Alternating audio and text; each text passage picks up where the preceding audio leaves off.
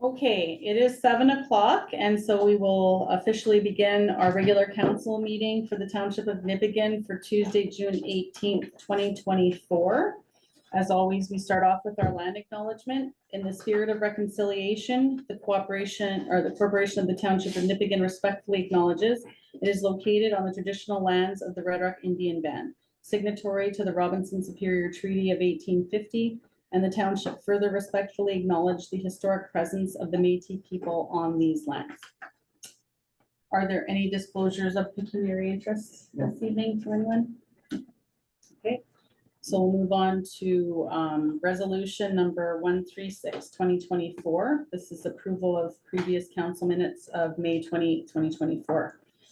Moved by Councillor Westhaver, seconded by Councillor Hart, that the regular council meeting minutes of May 20, 2024 are hereby adopted as recorded by the deputy clerk. All in favor? Opposed? And carried. Oops.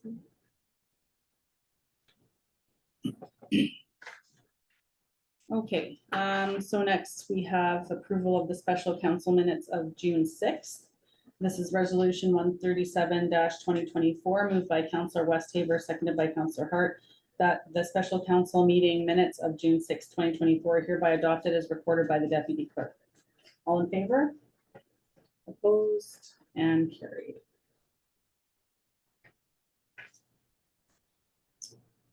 Okay, so we're into finance next.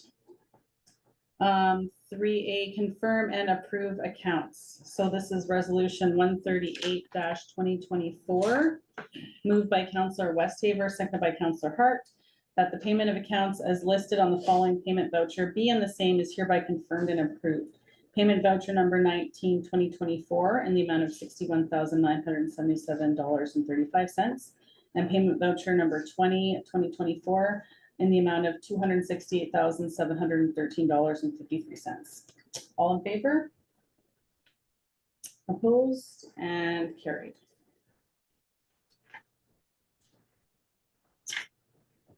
Okay, we're in the rest of it now. So we're looking at bylaw 1932 to set the 2024 tax rate ratios. Now I have two stacks of papers here, resolutions. So I'm just wondering which one You're looking at right now the 1932. okay. So this one will come in after. Yeah. Okay. I'm just gonna move down in the package just to take a look at it.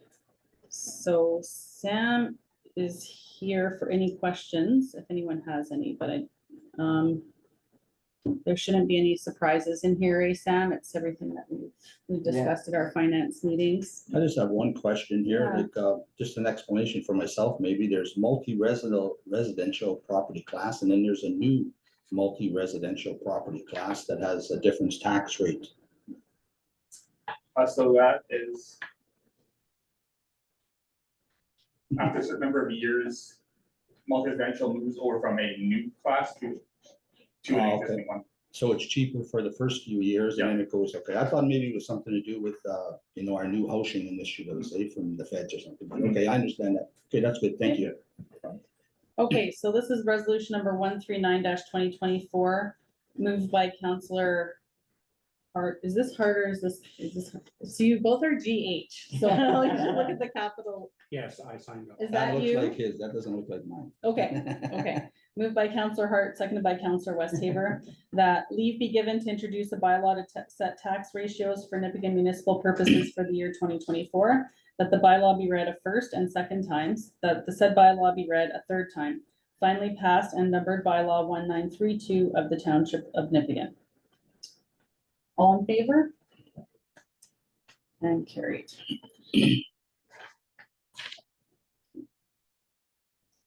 All right, so next we have bylaw 1933 to set the 2024 tax rate reductions.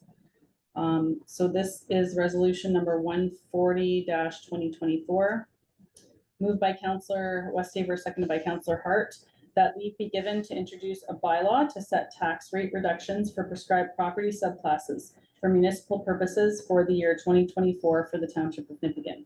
That the bylaw be read a first and second times, that the said bylaw be read a third time, finally passed and numbered bylaw 1933 of the Township of Nipigon. All in favor? Okay, and carried.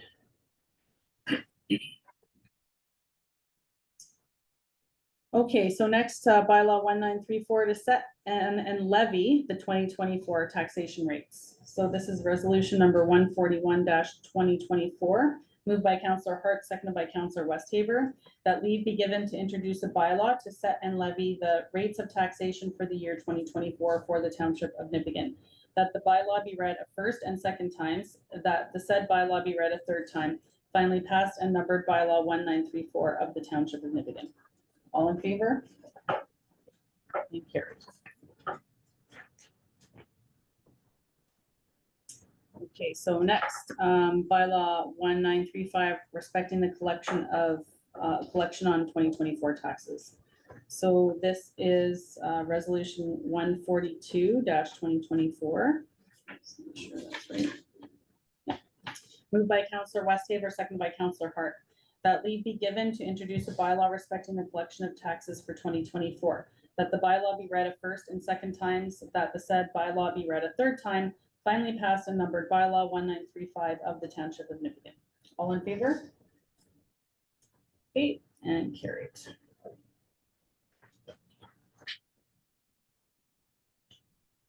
Okay. So this is bylaw 1936 to adopt optional tools for administering limits. Resolution 143-2024, moved by Councillor Hart, seconded by Councillor Westhaver, that leave be given to introduce a bylaw to adopt optional tools for the purpose of administering limits for the commercial, industrial, and multi-residential property classes for the year 2024. That the bylaw be read a first and second times, that the bylaw be read a third time, finally passed and numbered bylaw 1936 of the Township of Nipigon. All in favor? Okay, and carried. And that's it for that. We're good, I think, okay? All right. And next, we have a delegation from We the Nuclear Free North. And maybe if you folks could stand and introduce yourselves, and then you can go ahead. You do have 15 minutes as an audience, but we do understand it's gonna be about 10 minutes with maybe some questions. So, yeah. So please go ahead. You can stand or sit. You don't have to stand, or if you're more comfortable sitting. I don't mind standing. My name Okay. is Charles Faust. Former residents of Nipigon for 10 years, 15 years. Yeah. Can I send in? Absolutely, yeah. So I'll start, and Bonnie will fill in as she feels she needs to. So first of all, I'd like to thank the Township of the Council of Nipigon for proactively passing a resolution that we sent a sample of in our March 1st letter to, and to all the communities across Northwest Ontario, frankly. Our purpose today is to speak to the urgency of the issue and the risk to communities along the transportation route and downstream from the project. So you've done your resolution, and that's great. We're here because I'm sure that the Nuclear Waste Management Organization is going to be knocking at your door too. So we're glad to have the opportunity to speak to you directly. Yeah. So thank you very much for the opportunity to speak to you about one of perhaps the most important issues facing the future of Northwestern Ontario today. The Nuclear Waste Management Organization, or NWMO, is seeking an informed and willing host community to accept all of Canada's high-level nuclear radioactive waste. We, the Nuclear Free North, has many concerns with both the proposal and the process. I'm going to speak frankly about the NWMO because of the urgency of the situation. And 3.5 years we've been at this game. It's from COVID on, trying to get an alternative, some of the alternative views and risks out, and it's been a thankless task. They had no money, your money and my money, with ratepayers' money, willy-nilly around to try and get the answer they want. So bear with me. I'm going to speak frankly about the NWMO. It's not a government organization. They answer to the nuclear power producers. The site selection process is not rooted in government regulation or legislation. It's a process made up by the NWMO. The NWMO has been a major sponsor of NOMA for years, allowing them prime access to local municipal leadership. We've been at the meetings, we've been outside the meetings, we've been talking to people, and we've heard from a lot of municipal leaders, councilors, mayors. Well, yeah, there's no problem with this. I don't see what you guys are talking about. So NWMO has spent millions of dollars in Ignace and Wabigoon Lake Ojibwe Nation, which is the indigenous community considered to be the closest and the one that is in a decision-making capacity as well as Ignace, to secure and inform their willing host community. NWMO is in the business of investing in intentions. In our letter, we described we set out key issues to the project. There will be risks. That I am certain, and most people who look at it are certain. But NWMO seems to be reluctant to talk about them anytime we've been there. Risks are a combination of probabilities and consequences. The probability of radiation leaks is not just high, it is certain. There will be releases of radiation. Each truck that passes will release low levels of radiation. And they're predicting 2 to 3 truckloads a day coming through Nipigon across the bridge for 50 years of transportation at a minimum. I say at a minimum because that's what already exists, 50,000 tons of this stuff.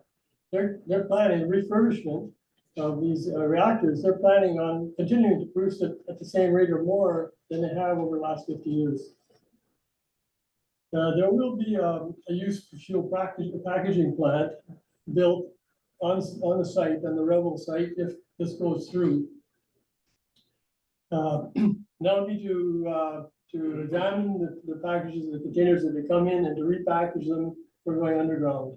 So that's a big, and that is, there will be radiation, low and intermediate level waste coming off of that, and liquid and solid waste into the air and water from the packaging plant. One of my biggest concerns, actually, the Deep Geological Repository, or DGR, if all goes well, releases will come later. There's no guarantee that all will go well. There are many uncertainties in the design of the DGR. It hasn't been anywhere in the world in spite of 50 years of trying. The NWMO has presented a set of concepts to the people of Ignace. There's no project description, yet they are being asked to express willingness to accept the project. One transportation container designed for Ontario Power Generation in 1980 was partially tested. The rest of the transportation containers that they're talking about, as if they're the best things in sliced bread, are conceptual only. They haven't been tested. They haven't gone through rigorous testing. The used fuel packaging plant is a concept. It's not. It hasn't been. We haven't seen a plan, a project description. The DGR itself is a concept.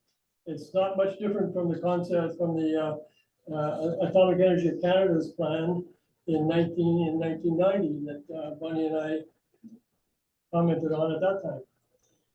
The NWMO signed an agreement with Ignace in around April, I believe, in which the NWMO reserves the right to change the scope unilaterally.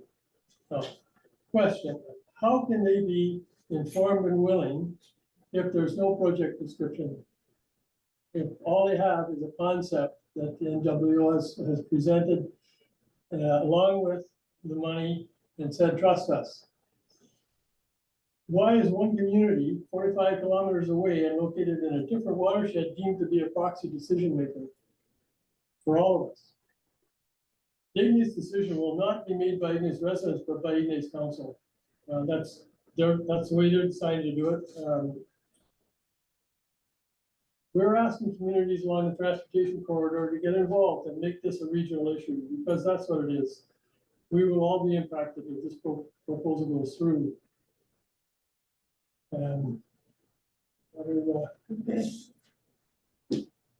Good job there, John. Susan, I'm gonna sit down here. I just wanted to mention a couple things there. You might have heard this already, that the township of Ignace has already been given somewhere up from $13 million.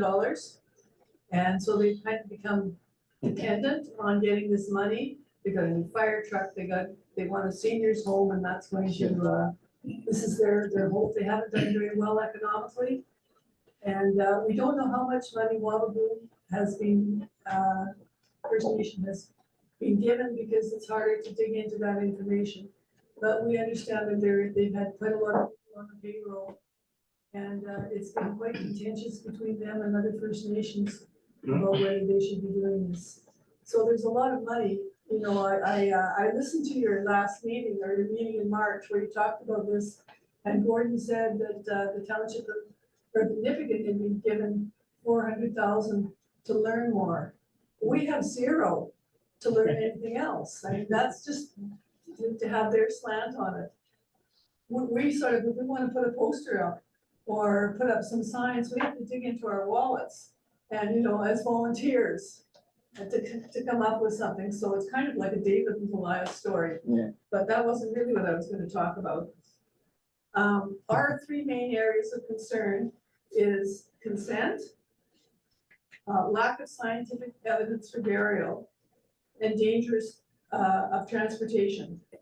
The transportation will have to be about from 2,517 kilometers from the largest, from the most the far away reactor site. And we believe that responsible stewardship of these wastes should be close to the sites of their production. That's what we're aiming for.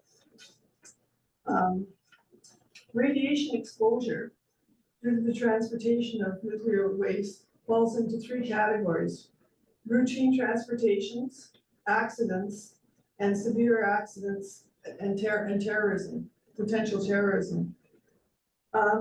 As Charlie mentioned, radiation is emitted, and there's no safe level of exposure.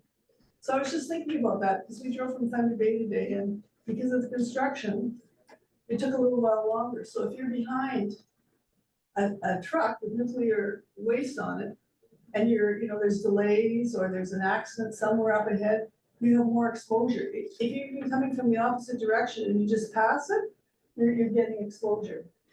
So in addition to what other exposure you might be getting.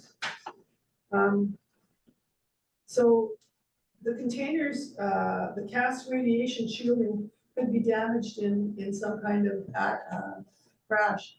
I don't have to tell you about how the number of crashes have increased in the Northwest Ontario. I'm sure you see it, weekly transports and weekly, like, multiple transport collisions and fires, and you think, how safe is this? Like, what might come out of them?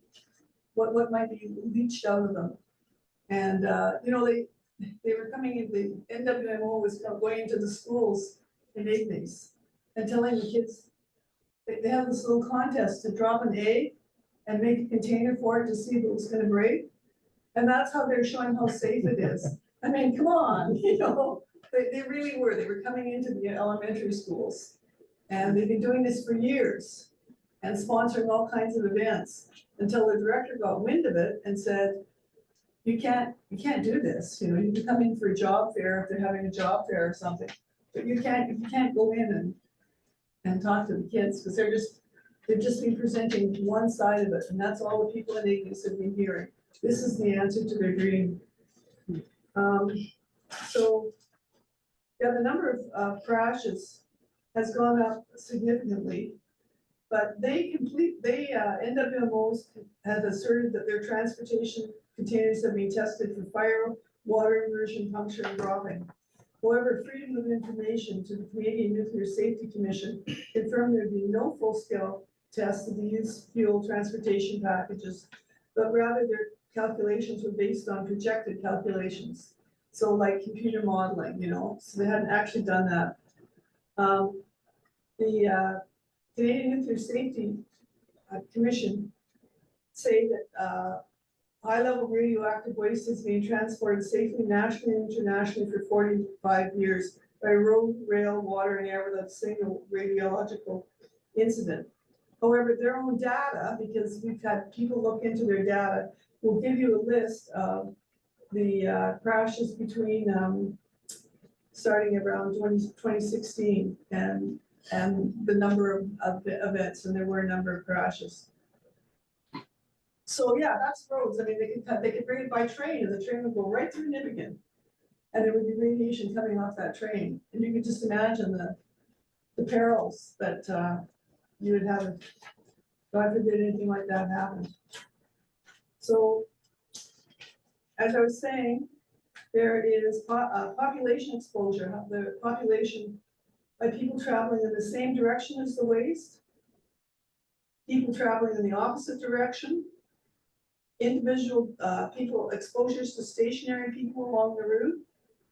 Like people just happen, like they live beside the route, they're just decide to your property value. And by the way, if there is any little accidents, your insurance won't cover it because they don't respond to nuclear waste. That's just how it is. So yeah, it's gamma ray radiation. I'm not a scientist. If you're interested, we have a great website that will give you all kinds of information and more technical information. But I would be happy to answer any of your questions or try to answer them. Okay, and thank you, Bonnie and Charles. Does anyone have any questions? Or- I have a couple. Okay, go ahead. I read only once that there was an abandonment plan, like for the depository. Like, you know, where they're just gonna abandon it in 100 years, is that correct? Yeah, Okay, that's what the 'cause I only read that once and then you never read it again. That's the plan. Okay, so if And it's that's- abandoned in 150 years, you know, some budgets are gonna say, well, let's do it in 100.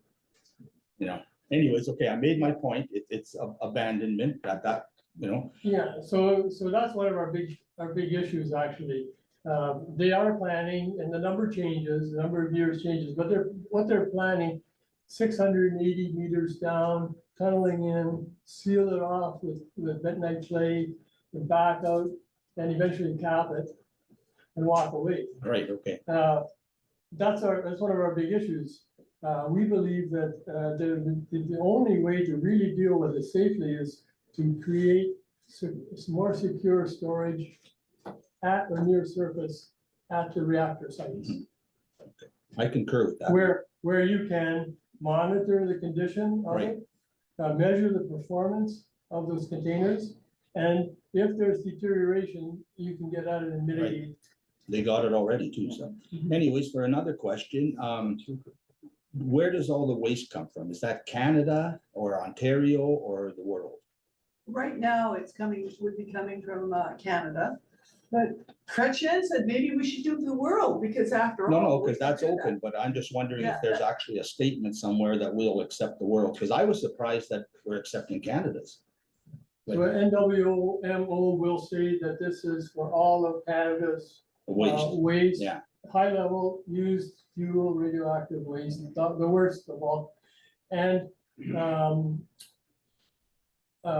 yeah, all of it and everything that's gonna come as well, but Canadian. Yeah. Right now, Ontario Power Generation owns 90% of the waste in Canada.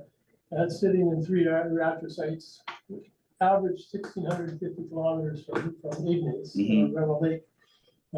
There are two reactors in Quebec, the John-C-1, John-C-2, and Pointe-le-Pro in New Brunswick. New Brunswick. As you probably know, there's no nuclear, we have not had the benefit of nuclear fuel in Northwestern Ontario. None of it. I take exception to that. Because the entire pulp and paper industry up here, where do we ship our products? Southern Ontario, which actually was a benefit. If they never had the power to generate what they had, we would have never had the pulp and paper industry. So Okay, I got a question. I just have one more too. There's no funding available to oppose this? No, Because usually there's funding to oppose everything, you know, anything. if there's an environmental impact, an impact assessment, which there would be if it goes through, then that's a government process. And then there might be a vehicle by which, There might be You know, some funding there or alternative something, routes but there's none at present. nothing, just because it's not a government, it's not a regulated process. No, right, okay, that's good. That's all I wanted to know. Thank you very much. okay, so you're done with your Yeah, I'm done, question? Dale had her hand up next. Go Yeah. ahead, Dale. I have one statement. If it was so safe, why bother trying to bring it 2,000 kilometers? They would bury it there. Right. Number two, I worked at mines and we have 600 meters, you said they're burying it, not far enough. We had Muscle White Mine, many times the earth has platelets. So if this thing is sitting in the middle of a fracture and decides to move, it goes 2 miles this way, 2 miles that way, whatever's in there is gonna get crushed to pieces. We had the whole mine shaking many times. So I'm totally opposed to this idea of bringing it anywhere. just to follow up on that, the reason that it would be going after the Canadian Shield is specifically because the Canadian Shield is geologically stable for 4 billion years. Not up north, it isn't. Well, I guess they wanted It's to. 200 kilometers thick. One of the things they're saying though is like, right now that rock is showing that it's stable. But once you start, it's stable, it's good, right? No cracks. But once you start making this big drilling there and making this whole project there, then what is that gonna do to the stability of it? I'm a geologist. So Okay, is there any more questions? No questions. Okay, thank you very much for are you living in Thunder Bay right now? Okay, well, thank you very much for making the watch that trip. storm anyway. There's going to be a storm apparently, so be careful. Between here And there. please feel free to stay or leave if you choose. Okay, So Thank you for Thank you. listening. We love Nipigon. thank you. Appreciate it. Thank you, guys. Thanks. Okay, we will be moving on to the next item in our agenda. So another bylaw. Bylaw 1937 to appoint a CAO, and this is 144. Resolution 144-2024, moved by Councillor Hart and seconded by Councillor Westhaver. That leave be given to appoint a chief office administrative, that the bylaw be read a first and second time, and the said bylaw be read a third time. Finally passed and numbered bylaw 1937 of the Township of Nipigon. Is that wording correct in the Should be bylaw? Administrator. Administrator? Yes. Okay, let me just change that then and I'll repeat it. So chief office administrator or chief? Chief Administrative Officer. Yes. Yeah, I was that's just wondering if fine. it was different because of another reason, but that's okay. I'll just change it. Chief You can administrator. actually, you can leave it like that. That's the technical title. Chief office administrator is the technical title. No, Chief Administration Officer. isn't it? Chief Administrative Officer. Okay, thank you. Yes. That's what I thought. Okay. That be I'm given. looking at the bylaw, so. Okay. Okay, this is gonna be a bit messy, sorry. That leave be given to appoint a chief administrative officer, that the bylaw be read as first and second times, that the said bylaw be read a third time, finally passed and numbered bylaw 1937 of the Township of Nipigon. All in favor? Opposed and carried. Okay, and next we have bylaw 1938, non-unionized employees.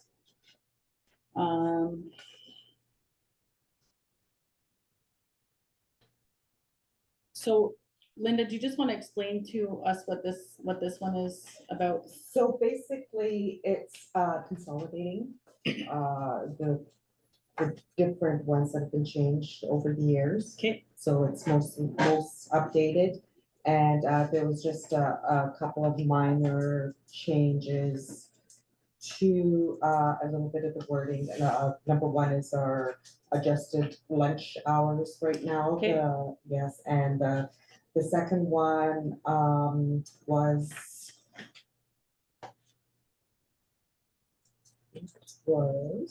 to The vacation, that's that. yes, vacation B, so 6B, and the unless otherwise stated in an employment agreement, that was added. Okay, so this is resolution 145-2024 moved by Counselor. That's you? That's me. Okay, okay. Counselor Harper, seconded by Counselor Westhaver, that leave be given to update the bylaw respecting the non-unionized employees of the Township of Nipigon, repeal bylaw number 979 and any other bylaw of the Township of Nipigon that contradicts the provisions of this bylaw. That the bylaw be read a first and second times, that the said bylaw be read a third time, and finally passed and numbered bylaw 1938 of the Township of Nipigon. All in favor? Opposed? And carried. That's it, he's gonna have to write in red. Different company, different colors. Okay, next we have 5C, the diversity, equity, and inclusion policy.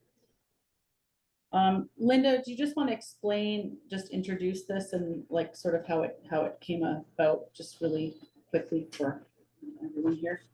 Well, we currently didn't have anything in place, and we specifically a little bit more for the new students when we hire them in the seasonal.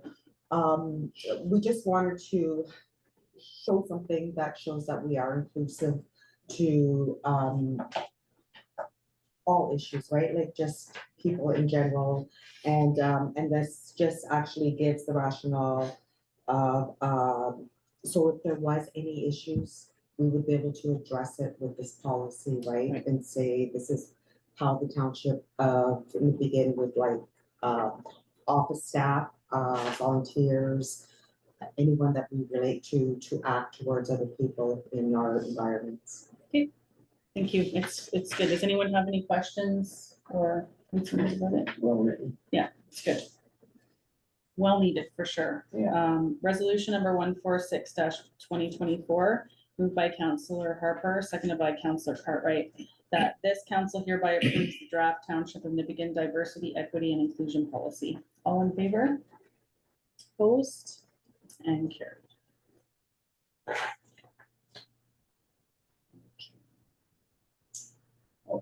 So we don't have any resolutions for this or anything in the package as such. Oh, we do have something in the package, sorry.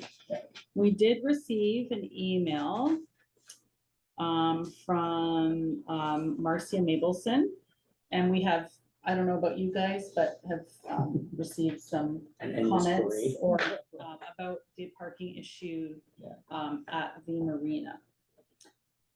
So I just wanted obviously to include this email from Mrs. Mabelson, but also to discuss what can be done. But by the looks of it, people are parking on the grass by the pavilion and parking in the pavilion, blocking the pavilion and in the pavilion, which is crazy because it's clearly a picnic pavilion. I don't know why you would work there. Yeah. But They're they're blocking the washroom. blocking the washrooms. So there are I did take a walk down there a couple of days ago and there's signage up there and I don't know if that's new signage because I never noticed it The before. surrounding parking signs. The one on where the gazebo is, that's been up there for a while. The ones that are on the grass around. No, not in the middle, but there's one like, if you're driving and the gazebo is here, there's one right here, Okay. which I never noticed before. I think that might be new. Mm. Not to say it's not been there. I don't notice a lot of things. Not the most observant sometimes, but so there is a no parking sign there now. And when I walked through, there was no one parked on the grass and there was no one parked at the gazebo. So I'm not sure if we should also maybe put some of those, our orange blockades there, just to make sure that people see, because it is a small sign. I And think we need to put some tape up yeah, to physically stop it from going, or like the like hammer some orange- stakes in or some yellow tape The or what? something. the barricades, so we do have the steel barricades that we can put up there. I mean, people can rip through tape, they can move barricades too, Yeah. but I think if the solid barricades are there, that's a clear. Probably sign need that to you're not allowed to. designate where they can park. That was That's more my fine. next Yeah. question, so we do, it's easy enough to say don't park here, but where do Right, they park? exactly, yes. So, does anyone have any suggestions? What's about that field just when you come off the bridge? There's a big grassy field on the right. It's, I don't know what it is. What was there? Was that the old museum? Yes, That's where the old foundation is, where we're not allowed to do any. no, actually up Right. there, Yeah. up where the old museum was, we would be able to do something up there. Okay. However, I mean, it costs money, right? So, When you like. to like do it what? would have to be planned and it would be a construction project for sure. And then because it's so far away, it's gonna even use That's it the at this point. You know, they likely aren't gonna drop their boat down at the dock and then walk all the way back up to the vehicle up there. So I just, you know, it can be an option, but we probably have to look at both sides of it. Is it worth it? Parking along the shoulder could be encouraged and then, you know, I think it Um, needs to be marked, Yes, like Yes. parking space here, mark it 30 feet for a boat or whatever you need. Another one here, don't leave it up to chance, designate it. Mhm. Personally, I think that would work. And, you know, when the plan was, or one of the things that they were looking at was to make our parking lot bigger there, but now with the recent discoveries there, that's likely not gonna be possible, so solutions do need to be revisited. There is parking too, still, like extra space, in front of, like Dampier's there, there's like Yeah. space in there that can be used, I mean, as long as they're not being blocked in, Yeah. right? That's why I was But, saying, like, if we designate it and physically mark it out, Right. then it, you know, nobody's blocking the dampiers or whatever, you know, so. But I think there's quite a bit of room around there for, I went down a few times and there seems to be like half a dozen boats, maybe 8, plan for maybe 8. you know, would there be more than that sometimes? So I think we could, Salmon season, you'll have. yeah, like, but in general for now, Yeah. like, I think if we designate some spots, it would go a long way to alleviate the problem. Yeah. So, I went down there yesterday and there was 2 vehicles again, backed up with their trailers towards the gazebo, like right up on the grass on the hill. Okay, so, Do we have a laminator, like you could put no parking on those gates, put some gates up and say no parking? Do we? I'm Which not sure. gates? No, do we have a Oh. laminator, we can put a no parking, We can get- laminate it, we so it can won't have get wrecked in the rain? signage done. yes, Yeah. you can get no parking signs, so. And then students are coming too, right? So the direction then would be, we'll put up, the barricades, Yeah. blockades, barricades, whatever you call them, to block off the area going up to the gazebo Mhm. with some signage on there that says no parking. But suggesting where to park. Yeah, so we will, what we can do then is mark the places that we just talked about, so in front of, I think there's, like, I have pictures and everything, so Linda, I can send them to you as where we can, it's exactly where you were just talking about. Right in front of the Dampiers, I guess it looks like there's space for 2 there if they Possibly, they yeah. don't block.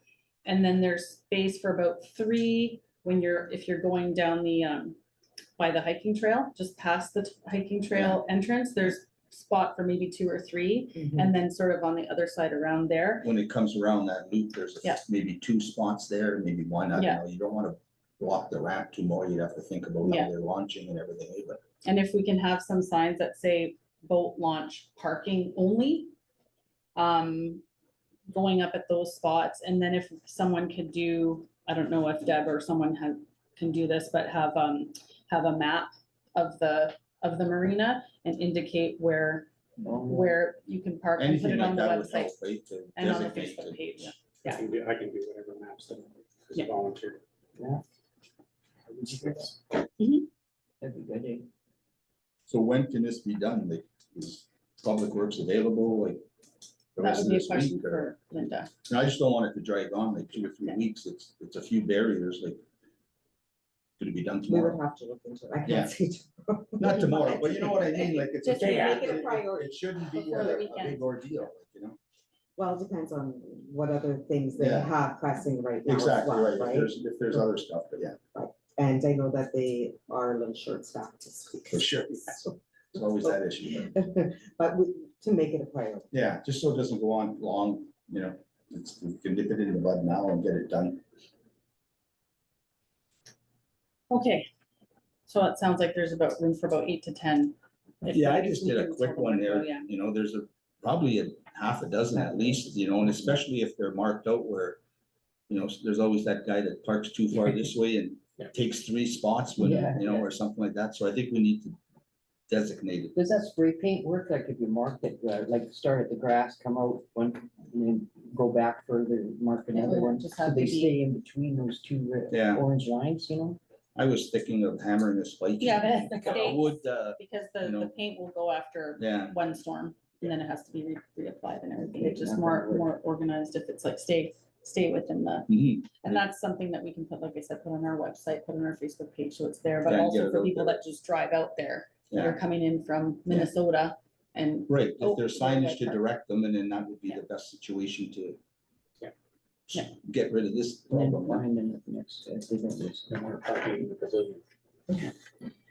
okay. And as soon as possible. Yes. Does our bylaw officer work on that? Some chooses to go around checking? Well, it's not really a bylaw, it's kind of he can, I'm sure it's something that he can help with until our students start, but it wouldn't be bylaw enforcement because we're not gonna pass a bylaw for something that's No, no, temporary, right? But he's a bylaw officer, it's not a bylaw, I know that.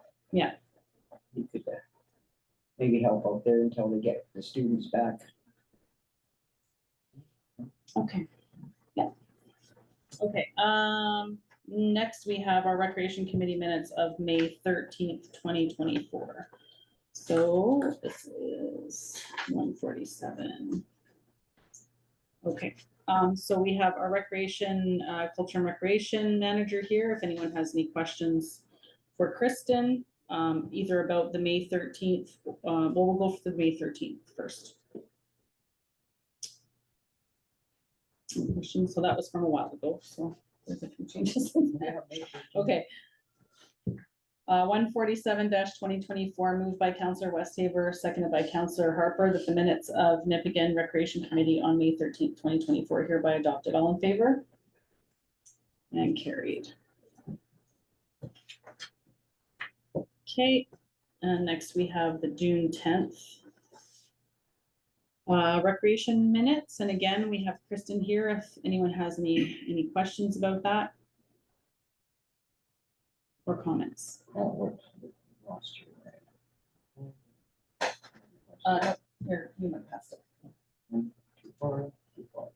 Right there. No. Oh, yeah.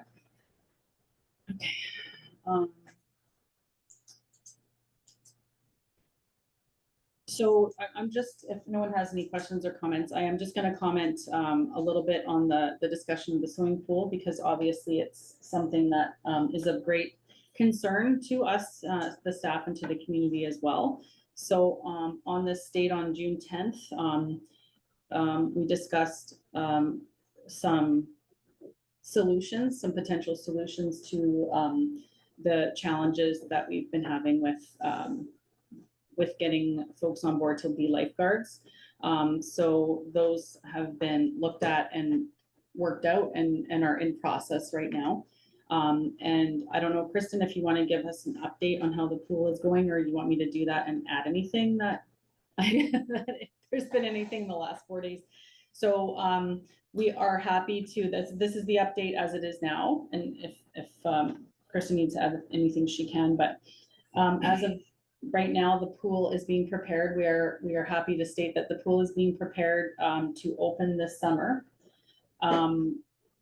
However, we do have some ifs about that. We are in process of getting 2 to 3 lifeguards certified to become lifeguards. They're at the point where they need to take one more course, and so we're working on that. Kristen's been working on that very hard. So we should know as of June 30th, if those lifeguards have passed their courses. We need at least 3 lifeguards to run the pool for the summer. We already have 1, we need at least 2 more. We'll know by June 30th. In anticipation of them passing, because it takes time to prepare the pool is being prepared. So we're gonna have a pool. If the lifeguards do not pass for some reason, the pool will remain, and we'll be able to run some courses at the pool, potentially, that would allow us to have more lifeguards next year for next season. So we are confident that our young people will pass that course, but Yes. you know, we can't say for sure until June 30th is the date we'll be able to. So how many announce lifeguards do we end up with? 5 or 4? 3. 3. Oh. Yeah, potentially, is there 3 or 2 taking the course, Kristen? We're down to 2. To 2, Oh, so okay, I thought there was 3 and 1 was already. 1 is already, and But 2 now we're are down to being, 2, okay. so those Yeah. 2 will have to pass in order for us to open the pool. We can open with 2 potentially, but it would be definitely reduced hours. Yeah, So we need at least 1 to pass to open, and then 2 to pass to open more for hours, full yeah. hours and that sort of Well, thing. hopefully that works out then, I guess. Yeah. So I do want to thank Kristen for putting a lot of work into working on this. It is going to be costing us a little bit more money because we are renting Lakehead University pool, and we are hiring an instructor just to teach that course to our 2 potential lifeguards. So that is something that obviously Kristen couldn't decide on her own to do, as she's working within a budget. So it's, you know, working together and having that committee meeting and talking to our treasurer and everything about if it's possible. So we're moving forward with that. So very happy to hear that, and thanks to staff for all the hard work that they've put in. That's great to hear. Thank you. That we had, some people were wondering about, you know, not enough activity for kids. That would be just another blow if the pool doesn't go. So fingers crossed that they do well on their tests and exams. Yeah, no pressure. No, Poor kids. no pressure. I am not gonna name those kids because. No. Okay, any other questions for Kristen before we move forward with approving minutes? Okay, resolution 148/2024, moved by Councillor Westhaver and seconded by Councillor Harper, that the minutes of the Nipigon Recreation Committee on June 10th, 2024 are hereby adopted with recommendation 1 approved, which was the CRM, Kristen, is to follow up with all discussions had regarding getting the pool open and partnering pool staff incentives for applicants. So, okay, all in favor? Opposed? Thanks for coming. Okay, next on our agenda, we do have a letter here from the Elks to council in regards to obviously, as we just mentioned, the pool, the potential closure of the pool was hard news for everyone to hear. including the Elks. They were concerned as well, about, and just wanted more information basically about, the recreational programming that we do have. And, because I don't think that some people are aware of all of the programs that we do, have in place, and some of them are run by staff. Some of them are coordinated by staff, booking rooms and things like that, and others are, well, staff is usually involved with coordinating the use of the facility. But things like curling and hockey, Zumba, things like that are run by either someone who's being paid or by the volunteer groups, right? So, we'll include those as well and the offers in town. So I just wanted to read, an update for everybody out there who might be concerned. And again, you have to remember, you know, people always talk about COVID, but COVID did really have an effect on how things look now. It's a real ripple effect, and it's not children's programming, but I'll take the example of the Slow Pitch League. Before COVID, there were 12 teams playing slow pitch for how many, like 3 months, 3 times a week. And there's none now. The volunteer that normally runs that league has tried since COVID has ended, and he can't get it going. There's not enough people. They've moved on to other things. They bought trailers, they bought a camp, whatever. They've discovered they don't want to do it anymore. That's just the way it is. So, it has affected attendance. It has affected, and again, we don't have as many kids as we used to in town. So, so I just want to go over everything, and I will, on behalf of council, respond in writing. The Elks did want a response in writing. So I will summarize all of this and send out a response and copy council members. So, there's volleyball program and a basketball program that was run this spring. Sort of a drop-in program in the arena. There's pickleball 3 days a week that's been set up. There's baseball that's 2 days a week. Soccer is run out of Red Rock this summer. It does depend on the availability of the volunteers that run it. Again, staff do run some programs, but they can't run all of the programs. We can't have a staff working 12-hour days, 5 days a week. It's just not possible. So we do rely heavily on our volunteers to run a lot of these programs. And in the past, the program was run by Nipigon residents. And now there's a strong volunteer base in Red Rock to run soccer. There's some very dedicated soccer parents there that are running a quality program, right? I just would like to say that you're on a fantastic soccer program. Yes. I just spoke to the head coordinator yesterday, and yeah, it's unbelievable the kids that they get from Red Rock, Dorian, and Nipigon, and Lake Helen. Yeah. And we really have, and again, talking about the, you know, how our populations have gone down, we really have to work together as communities to say, how can we make the best program for our kids? And if it's having a soccer program in Nipigon and a soccer program in Red Rock, the kids suffer because there's not as many teams, there's not as many kids participating. And if you have a dedicated group of volunteers in the community that are wanting to do it, like we had, formerly, we had a volunteer, Mr. Mabelson and Jeremy Hetz that were doing it before that are no longer doing it. Then why not have it in another community where there is a dedicated group of volunteers? I just want to add to, and that is a big part of our community's safety and well-being plan, to work with our partnering communities to make sure that we can work together to keep all of these things going. Yeah, that's right. And Red Rock kids, I remember, because my kids were participating in the soccer program, Red Rock kids would come here and play. And it's just, we do what we can with what we have. And we just do our best that we can. The entrepreneur camps that happened this spring were successfully filled up. There were 8 kids that participated in that. And it's a 3-week after school program.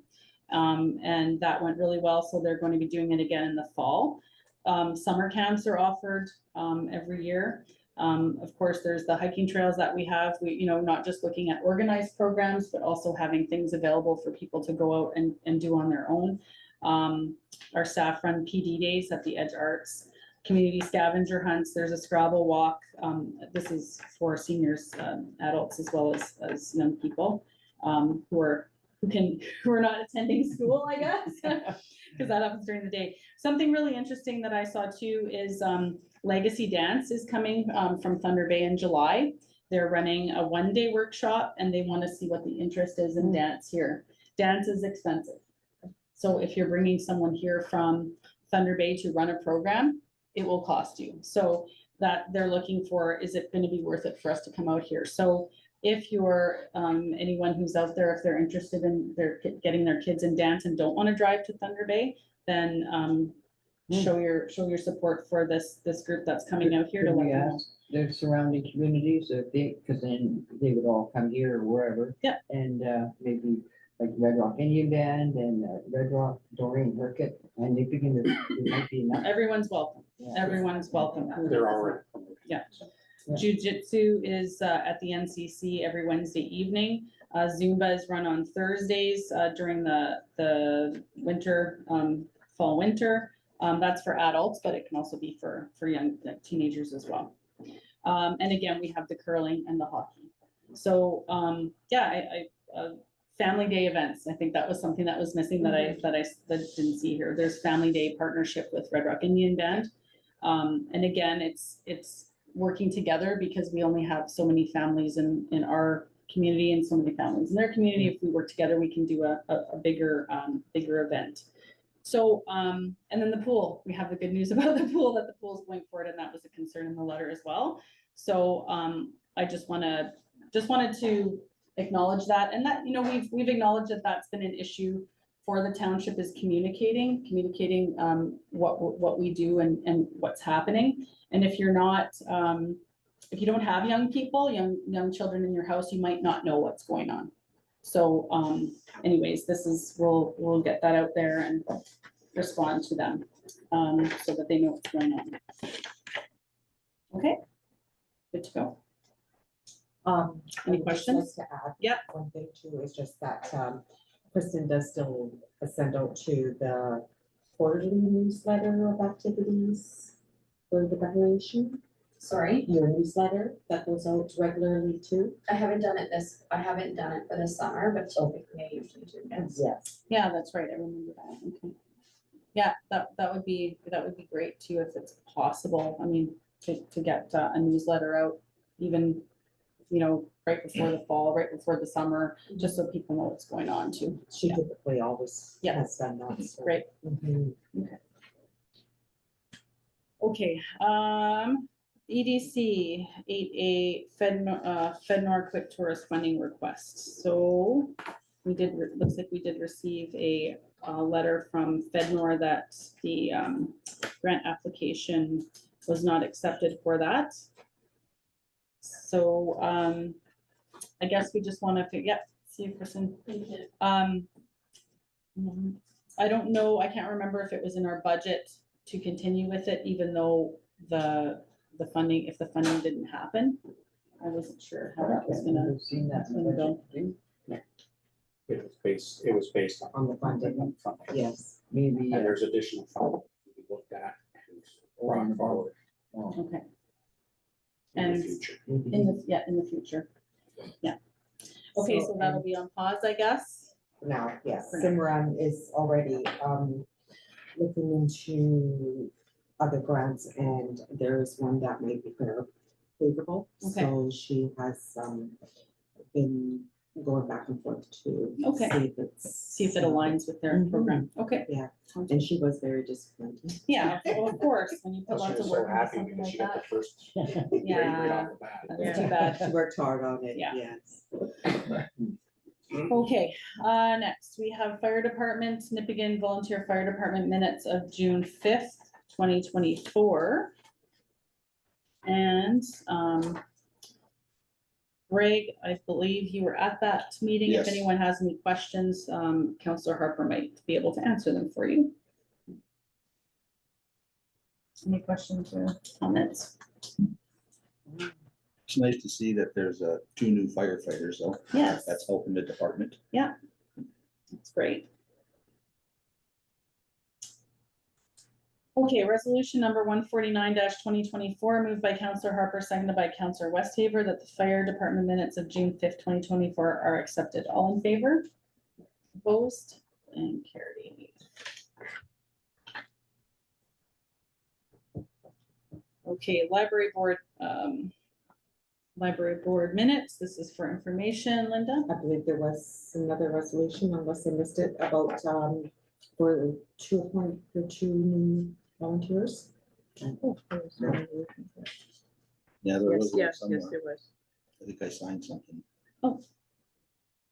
Oh, That's it. this is it here. Sorry. Okay.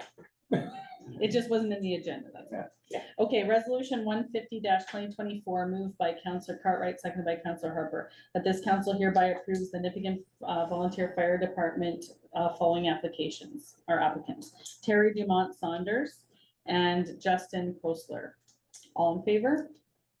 Opposed and carried. Congratulations and thank you, Terry and Justin, for joining the Volunteer Fire Department. That's fabulous. Okay.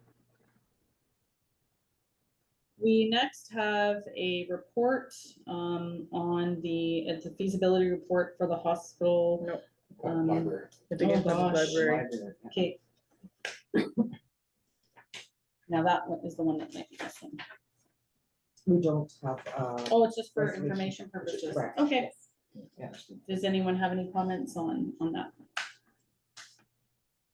Oh, Anne Marie, you're on that. If anyone has any questions, Anne Marie is on the board, so. Okay.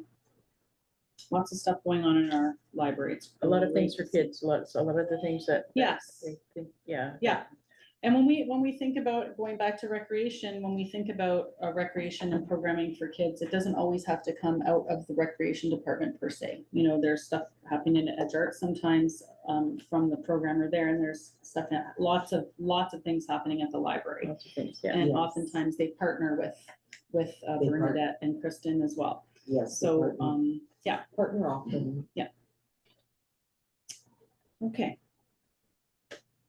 Sundries, so 11A, this is the KGS Group draft report for the Nipigon Hospital feasibility study. So we are not making any decisions on anything. We're just accepting the draft report at this point, right, Linda? Okay. So just really quickly, I'm just gonna read the paragraph that this is about. So KGS Group was retained by the Township of Nipigon to address the issues experienced with the sewage pumping station servicing the Nipigon District Memorial Hospital Health Clinic and Ambulance Building. The SPS, which is the sewage pumping station, is located on the hospital property outside the building and requires confined space entry for servicing. It is understood that the hospital and the township would prefer a sewer system that is solely gravity fed, which would reduce their operation and maintenance requirements of the system. So KGS assessed the feasibility of 4 options to replace the existing sanitary service and SPS, which are outlined in this report.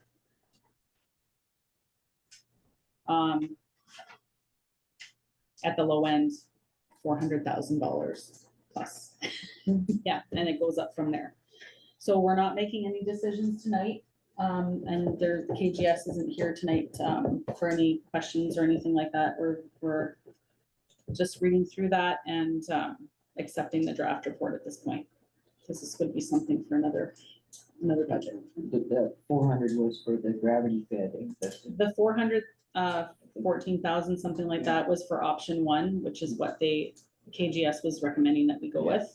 Not only is it the lower costing one, but it's also would be the best option for us at this point. But it is interesting also that they did find that a lot of our infrastructure on First Street is aged and the manholes are much smaller than they should be. So all of that stuff has to be eventually upgraded. Was that have to Very be high upgraded cost.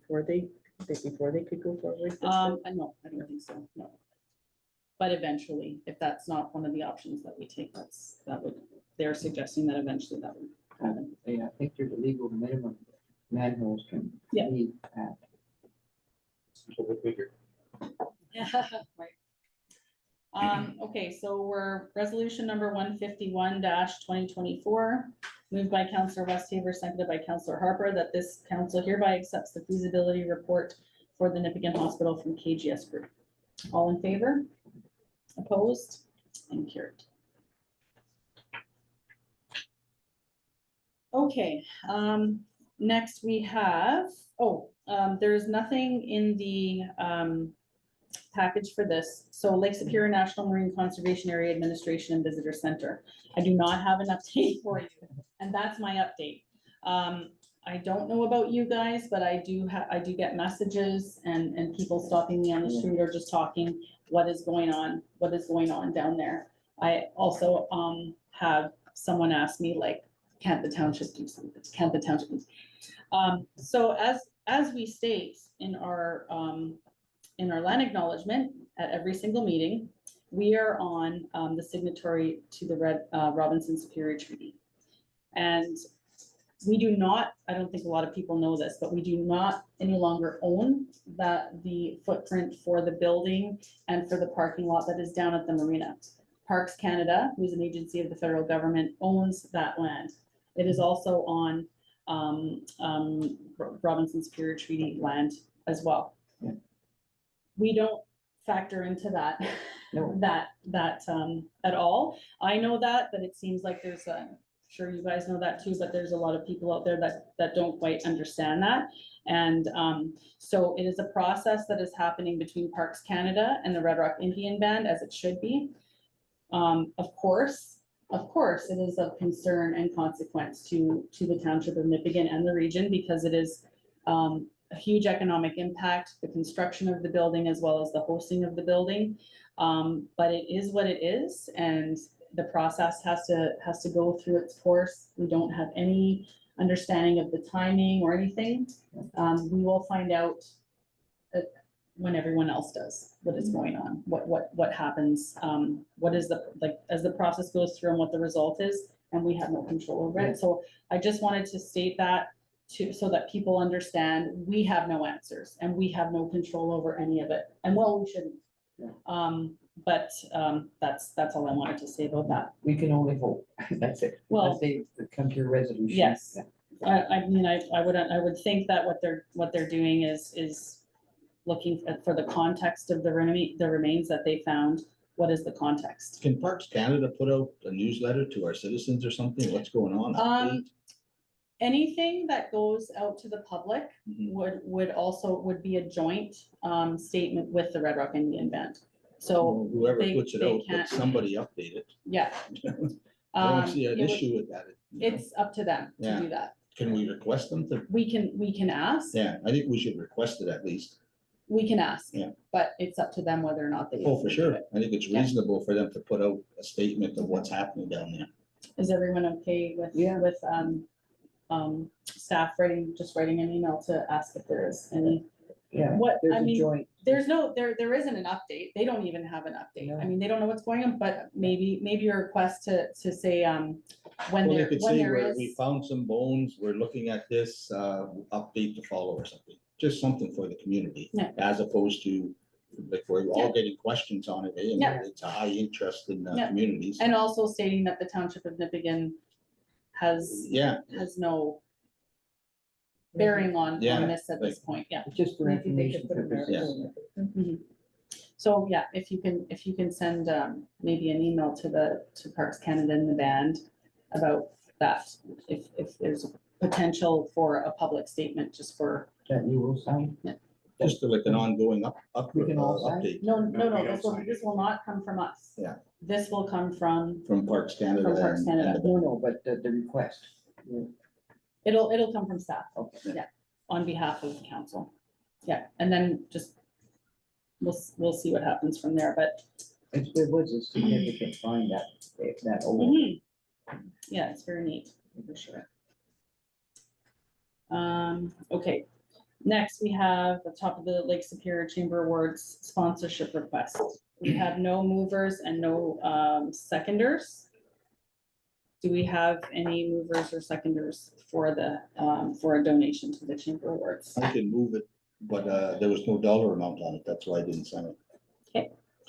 I don't know if we discuss a dollar amount, what we normally do, what has been done in the past, or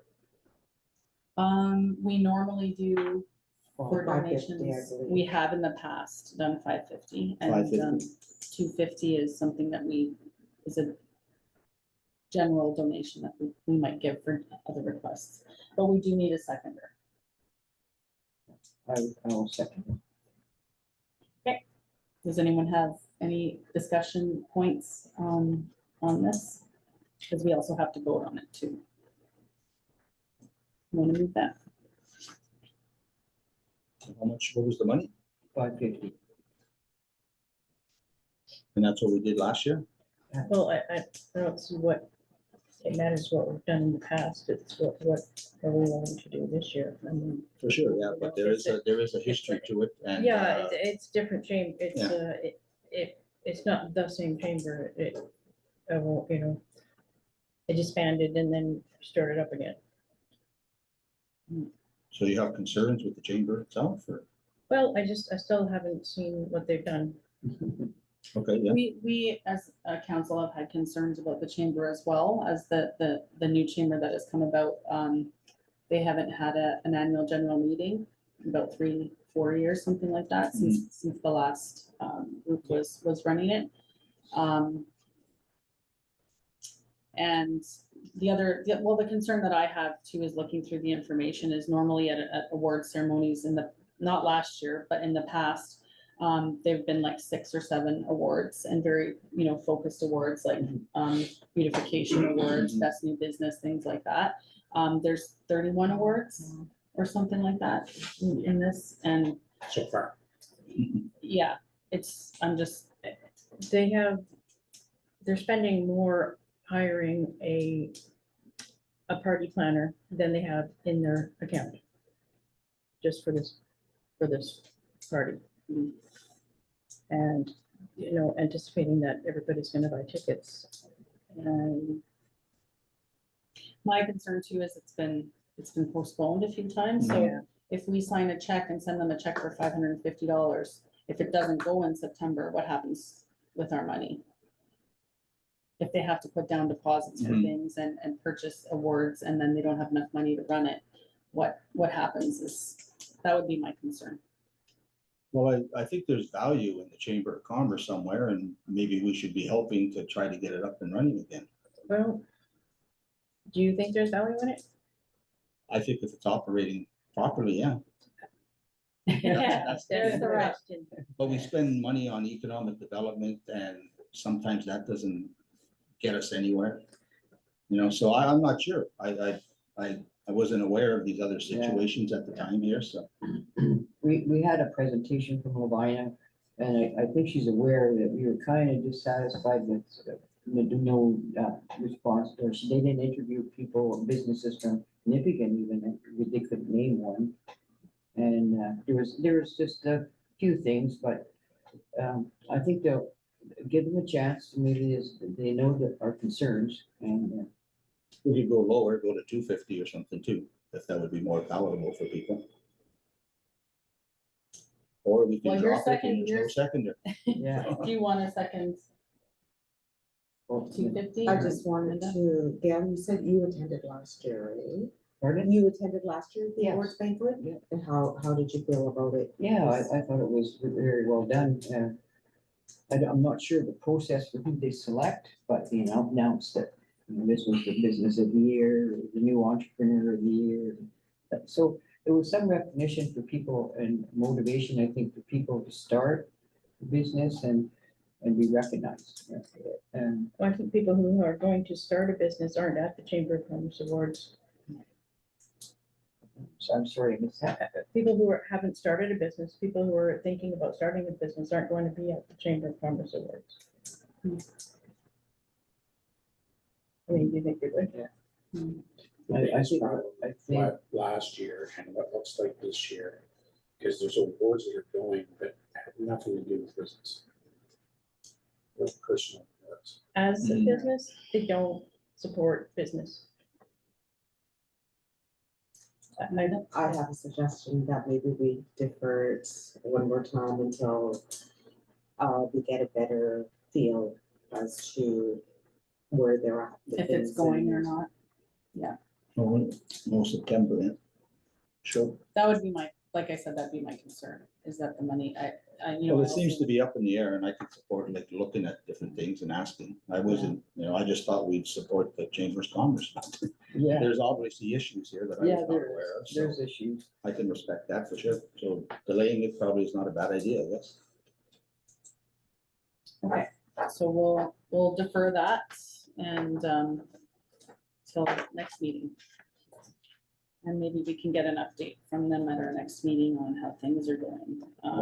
And if there's a plan for it not to go, that any contributions would be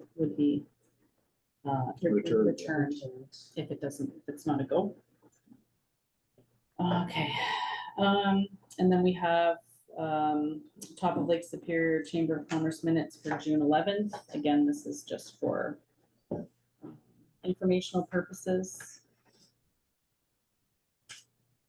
I mean, I'll just comment that, it's usually a, volunteer-based organization with a volunteer board and everything, and they're, paying a secretary to do these minutes. Which is a bit concerning when there's lack of funds. And to plan the party. Yeah. $3,000 to plan the Oh, party. this is where you saw the $3,000 to plan the party, yeah. Okay. Okay, Superior Country North Shore Steering Committee minutes of May 13th, 2024. So these are in the, these are in here because Simran did attend. We do have, Nipigon does have a representative at the table at these meetings now, which is good. Anyone has any questions about that? I can answer. It's not any conflict of interest for me because there's no ask here. These are just for information purposes, but obviously I was at that meeting, so Yeah. if anyone has any questions. Okay, highway indicator signs. So there are highway signs that, I don't know if anyone has seen at, what is that, First and Bell Street that have been defaced. So I sent out, an email to our buddy at MTO, he's our community person. And he did get back to me and he said that, if we want those replaced, we have to pay for them. So, my question is, do we need them? Do we need them there? I think, coming out of downtown, we have the nice signs there, which way to go. The But highway, do we need to have them coming out of, the arena? What else on the sign? It's like this way to Highway 17, east and west. Let it be a so yeah, when you surprise. come out of the arena, there's one, right? Yeah. It's the one that's defaced. So if Just you're over the coming, bridge yeah, if you're coming past on Bell First. Street. Yeah. Yeah. Well, they were put because people were getting lost originally. Really? But now we have digital, now we have phones, now we. Yeah, there's that too, yeah. And, I don't mind Then signs they'll get myself. lost and turn right and go shopping. Yeah. Well, yeah, you don't keep them in Keep town. them in town, we'll just keep them going around and around. Yeah. So do we need to, I think those signs need to come down. It needs to come because It's down. really awful looking. Mhm. So if we can direct Linda to have Public Works take the signs down as soon as possible, but do we want to replace them? Do you want to think It's about it? probably costly. Could we replace it with just one of those signs that we have that match all the other signs, like saying highway, It's probably with an best to arrow, or have does like it have to be a ministry. probably logo in should the be, dark? because it's like recognizable as it's like a highway, Trans-Canada highway kind of thing. So we're just talking metal plates, like how much Yeah, money is that? it's 17. The stands are there and everything. They gotta take 2 bolts off to get rid of them. Yeah, but it's MTO. Yeah, Well, you have to order them from a Yeah. private company. Yeah. Signs are a lot more expensive than you realize they are. I would say that I'm not sure, but I'm gonna say like over $1,000 to replace those signs. Really, for those metal, like triangle signs. Should we have It's a special. staff check into the It's a cost? very Can we get special some paint. from Edge Arts or something? Yeah. Yeah, just like, Paint some I'm saying, watercolor. like just an arrow that says highway this way. Do we want staff to look into, for our next meeting, to look into the costs? Do we want to replace them? Like, what do you guys wanna do? Is there a need? Is it there a like- need? If Is there they're a a need couple to? $100, yes. They're not but gonna be- They're not $1,000. Well, they're gonna go one way or another, and either way they go, they're gonna get to the highway. Yeah, You know, it's just, Mhm. you wanna go this way to the highway, or do you wanna go this way to the highway? Go Yeah. across the railroad tracks and ask Henry. I personally would say we don't need those I don't there. think so We do either. have them coming out of downtown, which. Yeah, might keep them shopping longer. Yeah, keep them lost. Okay, so we'll have them taken down Yeah. and we won't have them replaced and we'll see Yeah, how that isolate. goes. Yeah. I'm sure it'll be fine. Thunder Bay DSAP Board newsletter. This is just for informational purposes. Anyone have any comments on that? Okay, I'm not gonna try to pronounce that. Red Rock Indian. Yes, thank you. Annual powwow sponsorship request. So what have, we usually sponsor this, Linda, what have we given in the past? Is it the same to the 250 that we go with, or is it? I feel like we might be giving a little more. I should have researched it, but I'm sure it was more. Can we just maybe direct Linda to do the same as what was done in previous years? sure, I'm gonna say $500, but I can't remember exactly. I'm thinking that's what it was. Okay. So if everyone's, we do have a mover and a seconder for that. We don't have an amount, but we can put as per previous year. Yeah. Donation. Okay, everyone's okay with that, 500. something like that. Okay, so this is resolution 152-2024, moved by Councillor Cartwright, seconded by Councillor Westhaver, that this council hereby approves the. Wait. Red Rock Indian Band traditional gathering sponsorship request in the amount of, in the amount as per previous year donation. Yep. All in favor? Opposed? Carried.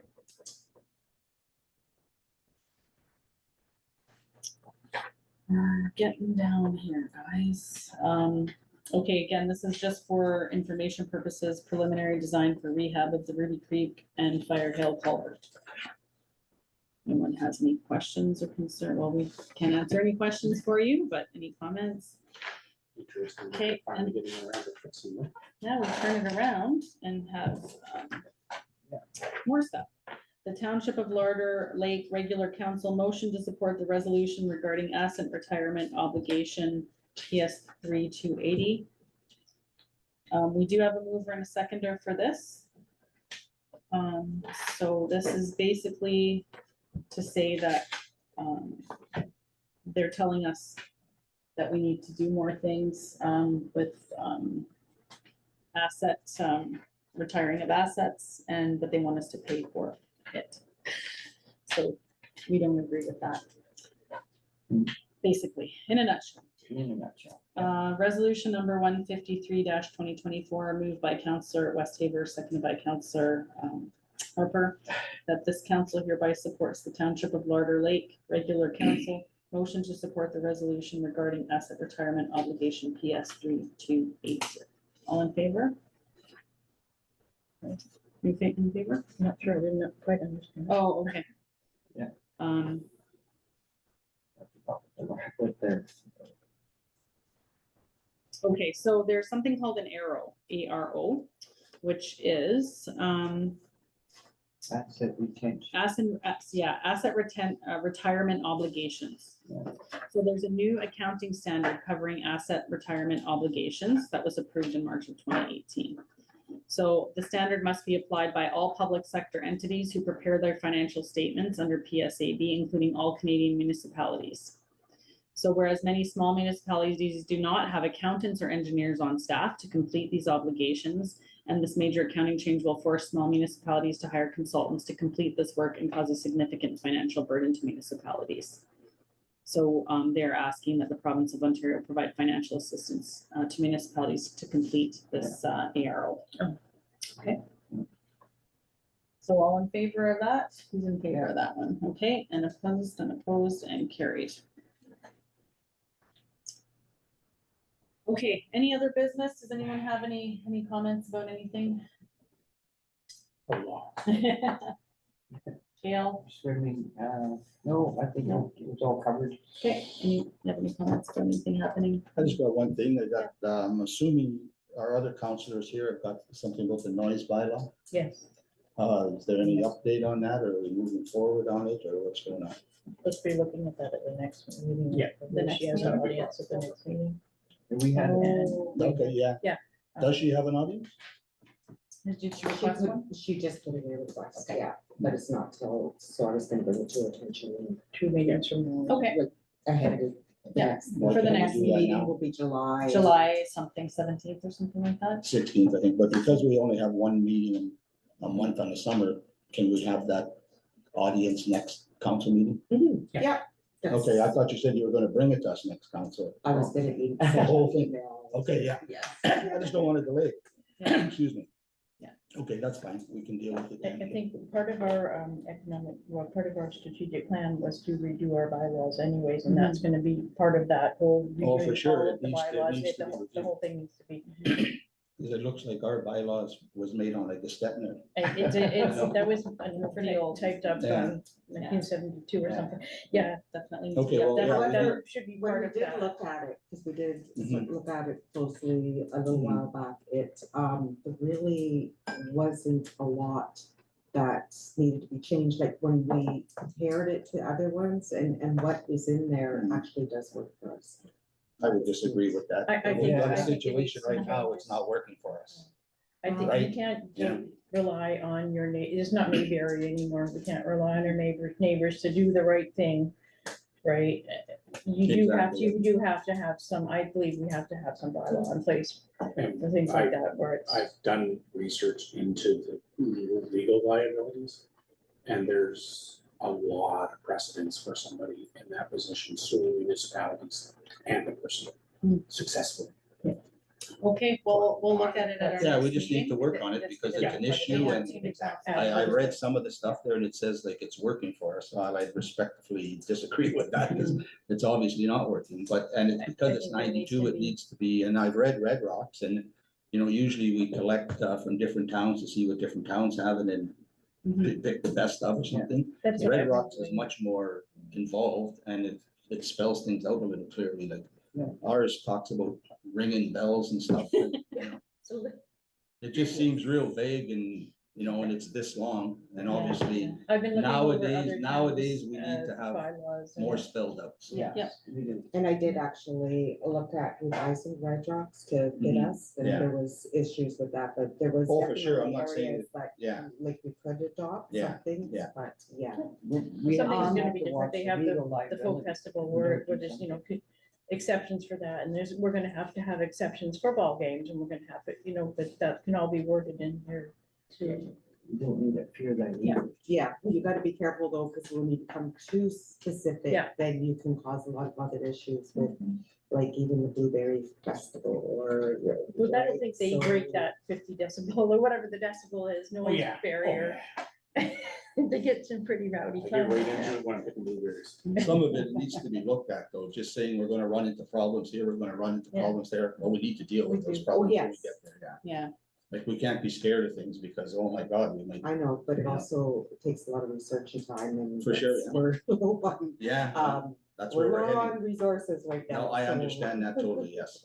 But Yeah. yeah, But I did want to just mention that Samara and myself will be meeting with McSweeney on Thursday, and Suzanne, you gave us some comments, but I did forward everyone a copy of the draft stage of the strategic planning, so if you do have anything you would like us to bring to her, let me know. yeah, so you have till your meeting Thursday, Thursday. yeah, to give comments on those, there were like goals, right? The Right. set of goals for the corporate goals and then the community goals. Yeah. That impact, that's tomorrow, That's right? Is it at 1 o'clock? Impact information Yeah. session tomorrow, what Yeah, time it's is it? 1 o'clock. 1 o'clock? they said 2:30, but it's been Yeah, it's clarified 1 as 1 or something, I believe. I won't be there. I was thinking it was Thursday, and then I seen that I had written down there for 1 tomorrow, so I was like, I just wanted to double check to confirm that, but, that is what I have written down on that calendar for the rental, so that's likely I correct. might not be able to make, It is. I might not be able to make that one. Might have a thing to do in Thunder Bay with the camp and stuff. All right, is that everything for the roundtable here? Staff, that's it? Okay, so we're gonna go into closed session here, resolution number 154. Thank you, everybody, for coming, dash 2024. Was that? Good to see you. Thanks, Tom. Tom, you have to help me with the pronunciation of I can. that word. Well, That- actually, I should bring you a language class. Yeah, please. Yeah. I didn't even want to attempt. 150, see you, I used to be able to pronounce. 154 dash 20, yeah, Yes, thanks, Sam. 24. Moved by Counselor West-Haver, seconded by Counselor Harper, It is. that this council resolve into closed session under section 239 of the Authority of the Municipal Act 2001 to discuss personal matters about an identifiable individual, including municipal or local board employees. All in favor? Opposed? Carried. And we are moving into